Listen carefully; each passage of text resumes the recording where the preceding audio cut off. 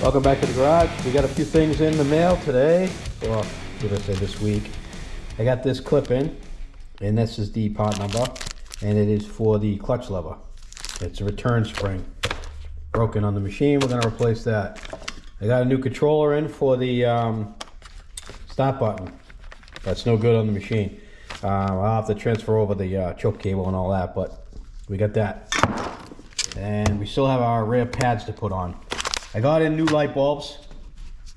These are the headlamp bulbs. They're LEDs. I got two sets. I'm going to hang on to a set.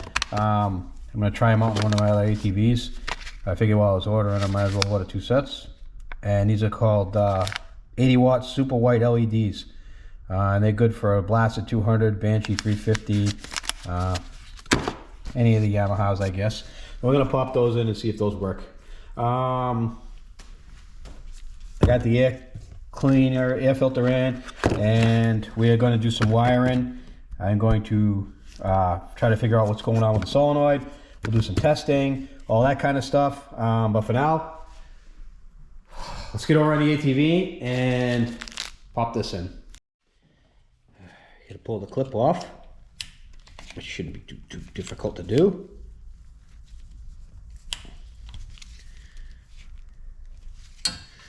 Go.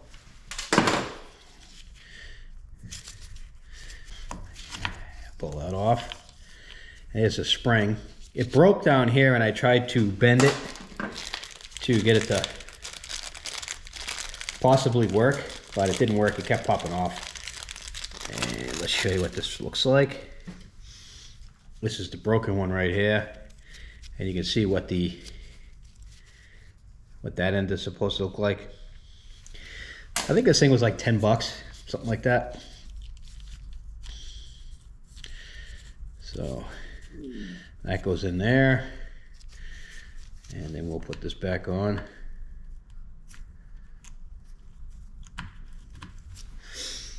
Put the snap ring in, and pull this up and around, and that's it. So these are the light bulbs right here, and I don't know, I've never used them. So let's see. I suppose they just go in here.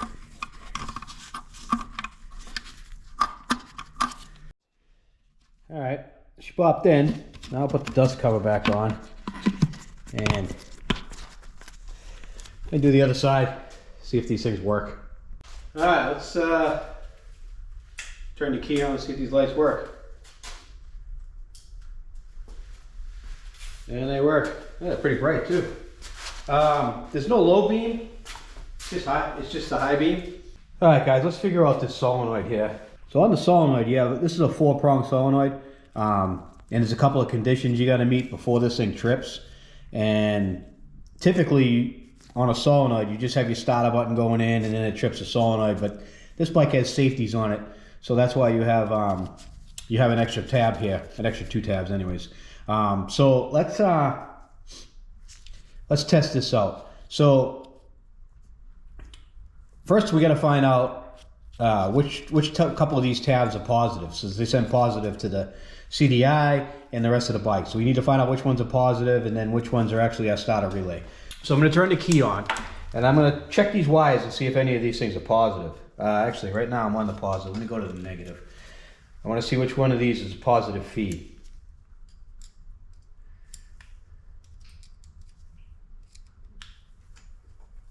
And apparently none of them are. So we need to send positive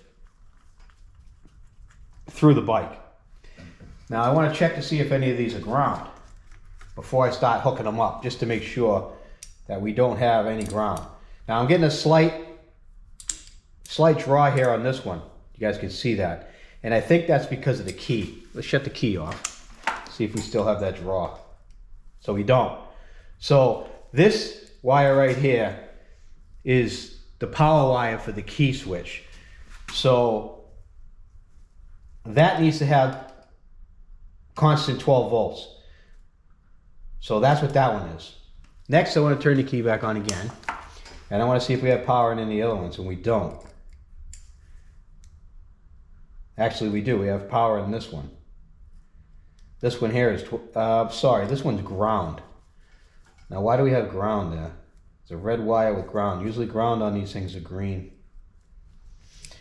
Alright, so this wire is red, so I know I can't hook that wire up to red, to positive, or else we're gonna have a meltdown, or we're gonna blow the fuse. So this wire here, I'm gonna have to look in the manual wiring diagram and find out what this one's for, because it is ground, and that's really not gonna do us any good. So I'm gonna shut the key off right now, and I know this wire right here needs positive polarity all the time. So let's go back to the ground and let's check and see what tabs. Now I know that this is positive, so we have the light, and it shouldn't be going across because the solenoid is what trips to make the electricity shoot across to go to the starter. So two of these should be positive all the time. So that one's positive and that one's positive. These other two are positive after a condition's met. All right, so we know that part of the solenoid works. And we also know that these bottom two actually trip the solenoid. So in order for a solenoid to work, you have to have positive and negative. So we're gonna grab negative, and I'm going to I'm gonna hold the positive because there's positive in there now and I don't want to short it out. So we're going to put positive on this side, and I'm going to hook positive up to the battery, and then I have my negative right here, and I'm going to touch it off. I don't know if you guys can see that or not. Let me bring you up here so you can get a better look.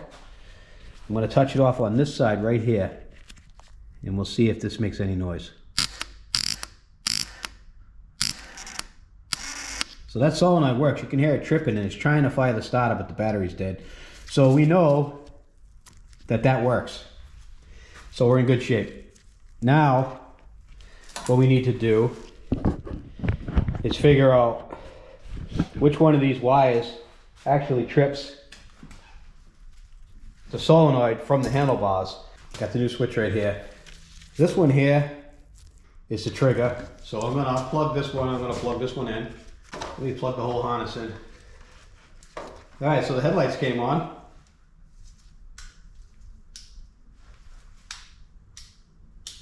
Alright. Let's see if it's working now. There it is.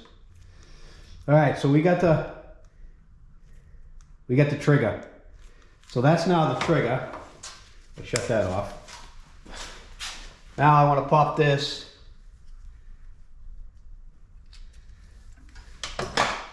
into this back one right here. But I want to make sure I don't short any of these out.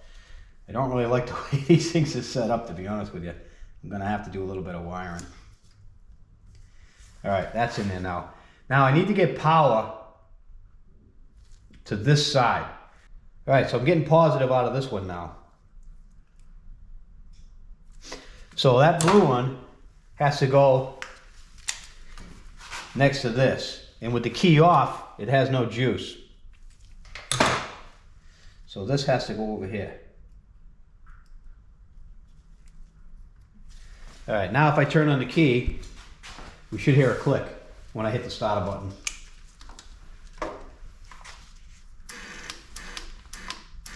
Yep, she's working. Alright, that's fixed. Alright guys, so this one's off. The new one's on. You can see up here.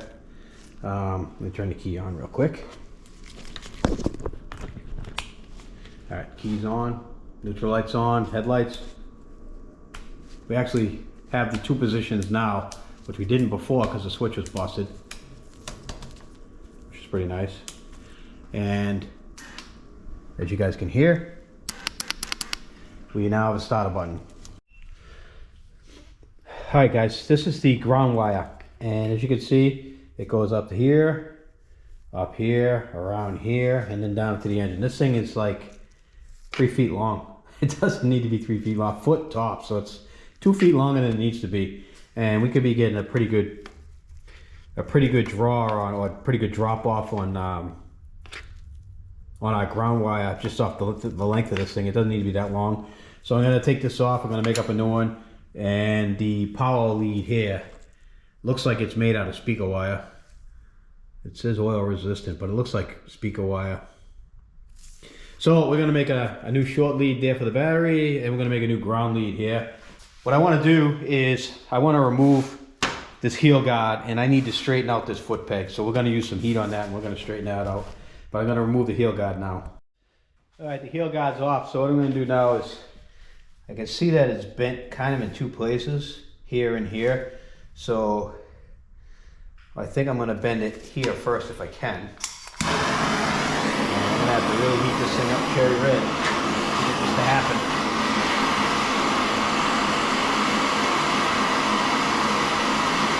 All right, I straightened that peg out. You can see it's pretty straight now. It's not, perfectly straight. It's still a little bit of a curve here, but at least it's not bent back.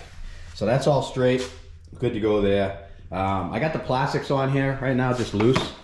I think what I want to do now is I want to put the lower support in just to prop the fenders up, and I want to figure out what I got to do up here for welding.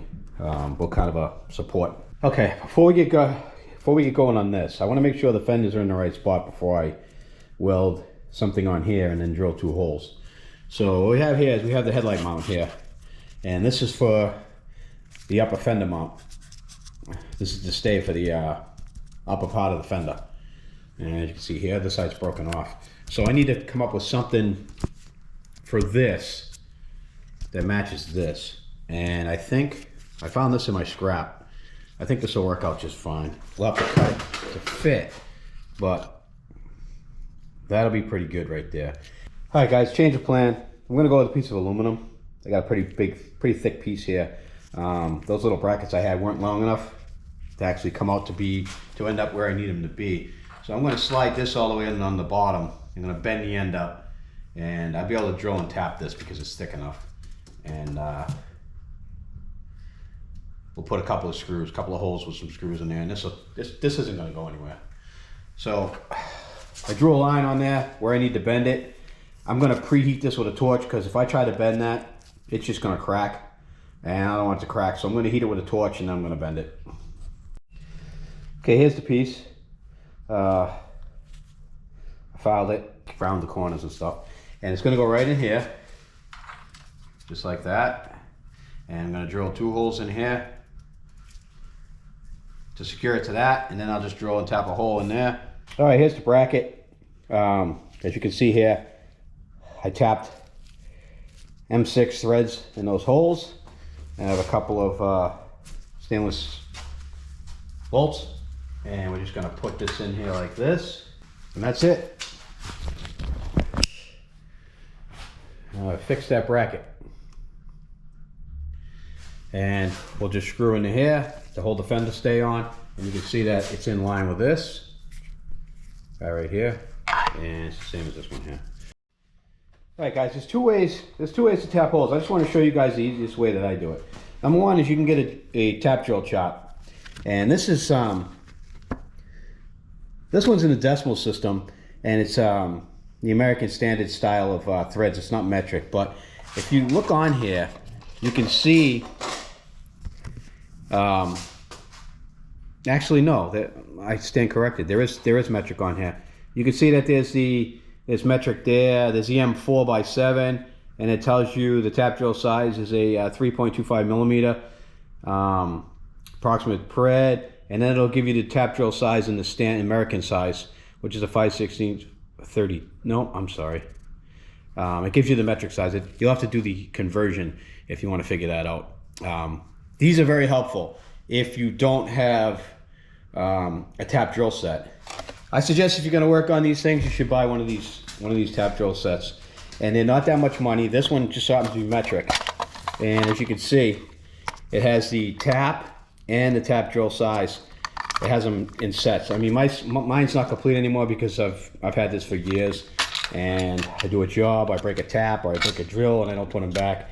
So the taps are missing and drills are missing, but you get an idea up here. This M12 I don't use at all. I don't think I've ever used it. You can see the drill is still brand new. But this is how these sets come. They come with the tap and the tap drill. And these are very handy to have, and it's just metric. They're very handy to have if you're going to be doing this type of work and you're going to need to drill holes and tap them. Anyways, just one of the tools that I use. Also, one of the other things is screws.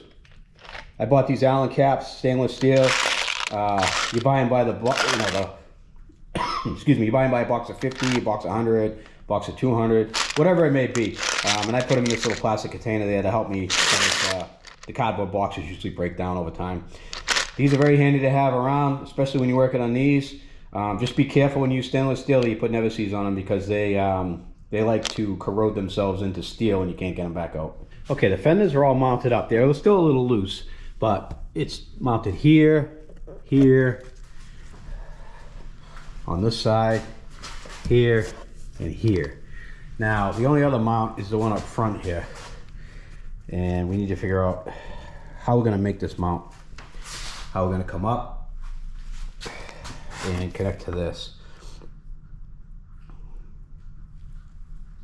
And I think this is gonna need threaded holes as well to put screws in. All right, I think we're definitely gonna use metal on this one, because I'm gonna weld this one in. And I'll probably weld nuts on the back side of it so that we can screw into it. All right, cut this out of a piece of sheet metal. It doesn't have to be really strong and structural, it's just to keep this from flapping. I think that what I wanna do is, I wanna bend it here and here. That's what I got so far. I got that support in there. You can see that we'll be able to screw right to it. I'll weld it there. This is what it looks like from the top. I'm gonna box this in because this is really flimsy. So I'm gonna make a piece up for that now. I think I'm gonna drill the 2 holes so I can weld the nuts on the back. So I'm doing all the welding, I'm doing it all at the same time. I don't want it to go back and forth. Finished up the welding. Here's the loop, welded back on. It's not coming off. I'm gonna sand this and paint it. I think it's roll bar black. It's like an enamel paint that I have. I'm gonna paint that next and come over here and check this out. And this is what I have for this. And you can see I boxed it in, came out really nice. I mean, this thing is never coming off. I went a little overboard making it look good. I didn't really need to sand it all down and make it look good, but I don't know, if someone takes the plastics off, I don't want to see a bunch of booger welds and crappy looking stuff. So I don't have, like I said before, I don't have this candy paint, so I'm gonna paint this roll bar black, and we should be all set. And you can see I welded nuts on the back side, so it's threaded. So if you can see those under there, let me grab a light so you can see it. You can see you can see the nuts that I welded under there. So those aren't coming off. And that is better than factory. That is never coming off there. And it's thin gauge steel, so you don't really need to use heavy gauge steel. As long as you box it, you put a lot of strength in it. And that's that. I figured I'd show you guys this real quick. So I have this all taped up so I can paint that. And I got the screws in here so I don't fill the threads with paint. One of the things I want to show you is how easy it is that you don't really need to tape everything up. Like towels or blankets work really good to cover large areas, and they conform to weird shapes, and it's just easy to work with rather than paper. So I only have a couple pieces of paper on here. And plastic bags that you get at a grocery store or a market, they work perfect for stuff that's irregularly shaped like these headlights. Taping these up with paper would be very difficult. But a bag, you just pull the bag over it, tuck it in the back, you're good to go. Nice and easy. Tech tip. This was bare metal, so I'm gonna hit this with primer first because paint doesn't like to stick to bare metal. You really need to put an etching primer on there to get it to stick. So priming it first. Some of the things that I got in, you guys already know I got that. Some of the things that I got in, I got a new air filter, and I had to buy the excuse me, the whole assembly because this bike is missing it. And when I mean the whole assembly, I had to get the inner cage and everything. You guys can see there. So typically you would just buy the filter itself, but this bike didn't have the filter, so I had to buy the whole thing. This was probably $30. Not a massive cost, but it was needed. Got some more stuff in. I did not have the car boot that goes to the airbox, so I had to buy it. This is a genuine Yamaha part. That's the part number if anybody's interested. And I had to get the 2 clamps. And these clamps are different sizes. One end's bigger than the other. And this is the part number for, I think, the bigger clamp. And the part number for the smaller clamp. Now I looked on eBay. So this is just another example of how in depth I go into finding parts. So I looked on eBay and somebody was selling this boot with both clamps for $45. And I think it was like $10 shipping or something like that. So it would have been like 55 bucks. And on the surface, that sounds like a good price, right? Well, I went on to podzilla.com. I got this and these 2 clamps delivered to my house for $45. So I basically saved $10 and I got brand new genuine Yamaha parts over buying used rusty junk off of eBay. So do your homework, guys. Don't just buy the first thing you see. Always check out Podzilla, because sometimes the genuine parts are the same price or cheaper than what people are asking for used stuff. So just a bit of advice. I'm going to throw this on the carburetor right now.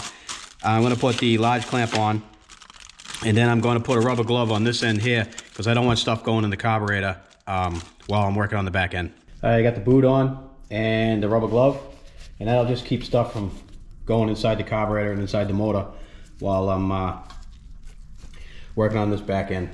All right, I think that's what I'm going to do is I'm going to tie up all the wires with some wire ties, zip ties. I want to tie everything up to the frame before I put the tank on permanently. And I want to show you guys this real quick. This is the piece that I fixed. I'll show you how nice it came out. That doesn't look half-assed at all. It's not going to come off. Matches the other side. Good fix there. Here's the other fix. All painted up. You can see I didn't paint the frame at all. I just painted the mount. That ain't going nowhere. I put the push bar back on, or the crash bar, or whatever. I greased all the Zerks. Those are all set. I don't know if you can see the grease coming out of there, but they're all greased up, ready to go. I think at this point now, I'm going to zip tie everything up. I'm going to throw the plastics on, the tank, and come back when I'm done. All the plastics are on. They're all cleaned up. It's looking fantastic. The frame's all cleaned up. The frame looks really good. All the plastics are in nice and tight. I put new zip ties on here. I got the blue ones off. The hood's in. Everything's in there nice and tight. Nothing is loose. I have the ignition in. I painted that bar. That bar looks really nice now. I cleaned and painted it. It's installed. Let's see what else we got. There's the loop I welded on. And this shouldn't hit any more, it shouldn't the pipe anymore, but the metal, protective metal sheathing inside is still there, so I'm not going to replace that. That's in pretty good shape. Tank is mounted, fully mounted. I put a new gas line on. That's all set. I drained all the gas out of the tank. That's good. I guess at this point, I'm going to end this video. And, oh, also I straightened this out. I'm not going to paint these. I think I'm just going to wire wheel them and then just leave them in that metal color, and I'm going to wire wheel this to clean that all up. So yeah, it's looking really good, and I'm going to end the video here. I'm going to thank you guys for watching yet another video on this, and there's more to come. I got new tires that I'm going to pop on, the wheels that I got underneath there. We're going to do chain and sprockets. I have that on order. That's coming. We're going to work on the rear end. Neaten that all up, clean that all up. Everything looks good. I'm happy with it so far. Coming out really nice. And once again, thank you guys for watching, subscribing, liking, sharing. Tell your friends, tell your cousins, tell everybody. I want the channel to grow. It's going to continue to grow. Don't forget, Sand Hollow is coming. I'm going to be out there, It's in. It's actually the middle. It's going to be the middle to end of next week, and I will be out there. And I hope to see some of you there. If not, I'm going to post some videos, so you'll get to see what's going on out there at the Record Games. Anyway, thanks for watching, and stay tuned for the next video.